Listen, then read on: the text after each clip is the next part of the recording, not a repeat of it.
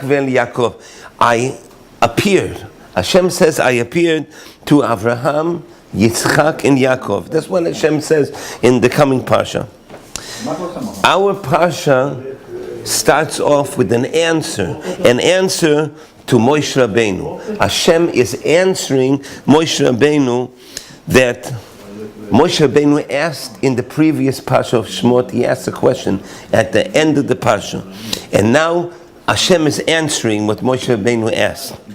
Moshe Rabbeinu said in the previous Parsha that we read the Shabbos, Lama hareota, why did you deal badly to this nation? Why did you do bad to this nation? That was the question of Moshe Rabbeinu. Because now it's worse. Paroi is making it harder on all the Bnei Yisrael. Since then, when I came to Paroi, it got worse. That Moshe Rabbeinu was asking that. And you didn't save them. Moshe Rabbeinu was asking, you didn't save the Jews, it got worse. So now in this Parsha, the Holy One, blessed be He, is answering Moshe Rabbeinu. I appeared to Avraham, Yitzchak, Yaakov. That's what Hashem is answering. So the Chazal, the rabbis who blessed memory explain, Chaval al de'avdin v'lo mishtachchin. Woe is to those that are perished, and we don't find anyone like them. That's alluding to Avraham, Yitzchak, Yaakov.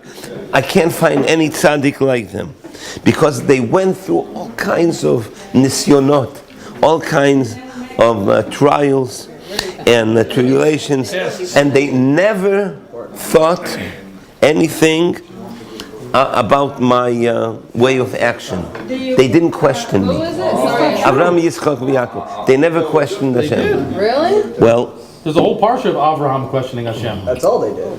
No, but they did not challenge Hashem. They said, how do I know? How do I know? But they didn't say that. Moshe Rabbeinu said, God, you did something bad. They never said that. Moshe Rabbeinu did say that.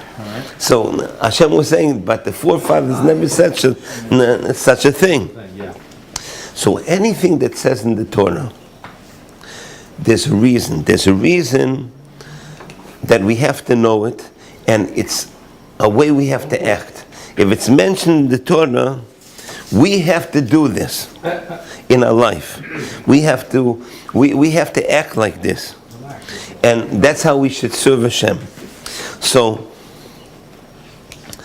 the Torah never says something negative.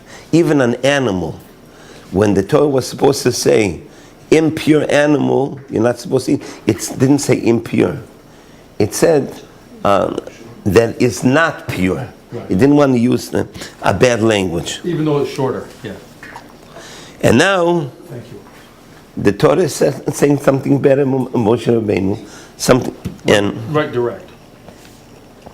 So it must be that we have to learn from this. It can't be negative. It's not negative, even though it seems negative. Hashem is saying, Moshe Rabbeinu, how dare you? But it's not negative. It's something that we should do. Moshe merited the revelation of the Shekhinah. Moshe Rabbeinu actually was the really first person that really saw Hashem like He is. So Moshe Rabbeinu for sure knew how to act. He wouldn't do something that the forefathers didn't do. So Moshe Rabbeinu for sure knew that the forefathers never thought anything against challenging Hashem. So, and Moshe Rabbeinu was even in a higher madrega, higher degree of the forefathers. So for sure, that this wasn't something bad that he did. For sure, Moshe Rabbeinu believed everything that Hashem did was for the best, and he never questioned it. Nevertheless, he screamed. Moshe Rabbeinu screamed out to Hashem, "Why did you do bad to the Jews?" Even though Moshe Rabbeinu believed that it's good, still he screamed back to Hashem. B'Torat HaChasidut, in Chasidut it explains it like this. The Madrega of Moshe Rabbeinu, what was the Madrega of Moshe? What kind of tzaddik was it? It was Chochmah. Moshe Rabbeinu is Chochmah. The Avot, the forefathers, were not Chochmah. They were in the Midot, Chesed, Gvura, kindness, and Gvura, Tiferet. But Moshe Rabbeinu was higher than that. He was Chochmah. So, Chochmah means you try to understand. You want to understand. Midot, you feel. You feel. You don't have to understand. It's a feeling. It's not understand. But Moshe Rabbeinu was Chochmah. Seichel has to understand. That's why their forefathers didn't think anything bad. They only had love and Gvura. They felt Hashem. They didn't ask any questions. They served Hashem with feeling.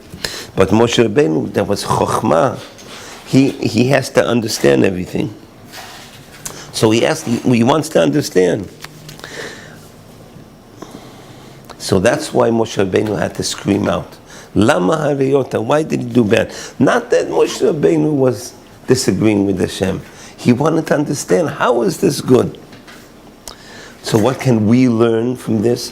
The Torah writes this because we have to go according to this teaching. So what is it for us that Moshe Rabbeinu screamed to Hashem? Why did he do bad? So on one side we have the answer of Hashem. That Hashem told Moshe, it's not good you're saying this. Even when it's very terrible, you have to believe that it's for good.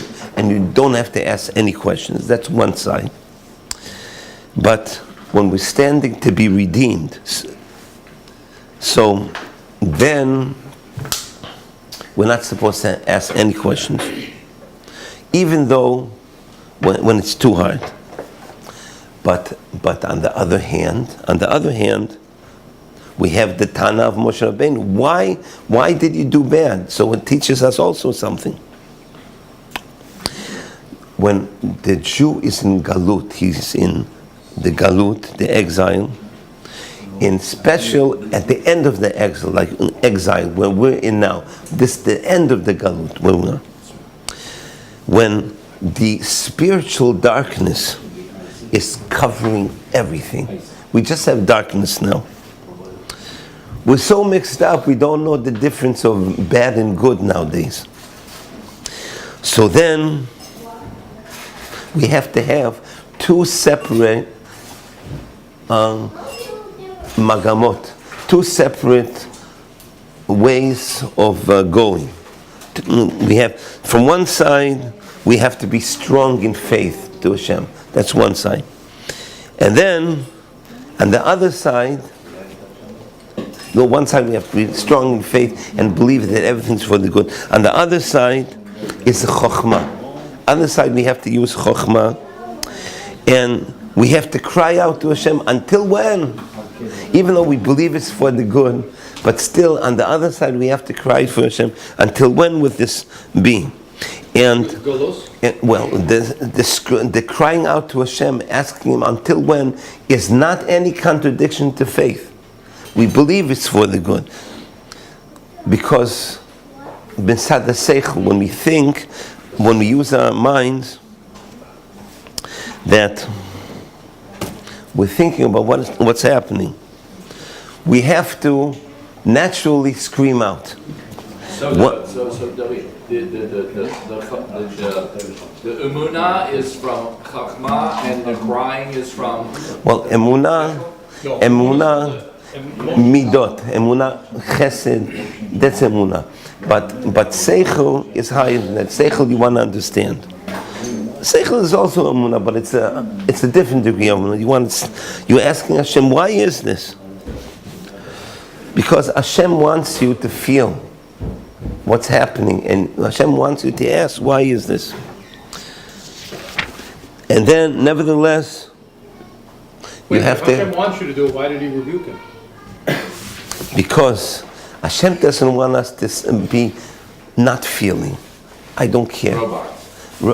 Exactly. Hashem wants us to feel it's bad and then conquer that. Say, and then conquer this with emunah. Back. Why did He do it? Then we automatically go back to the Emunah stage, and we conquer our feelings. Hashem doesn't want us to just turn off everything. We don't fix anything like that. Hashem wants us to feel the bad and then conquer it back with the emunah that it's for the good. So a Jew has to have two different sides. He has to one side he believes everything is for the good, and the other side he wants Mashiach now. We can't take this anymore. So that's what Hashem wants us. And then we conquer that, okay, we still believe it's good, but then we say we want. And Hashem wants that, then we should fight with ourselves. We really believe it's for the good, but still Hashem, how much longer? So that's what we see from Moshe Rabbeinu. Moshe Rabbeinu was the highest level of faith, and he believed it, but still he cried out, Lama Harayota, why are you really bad? L'chaim.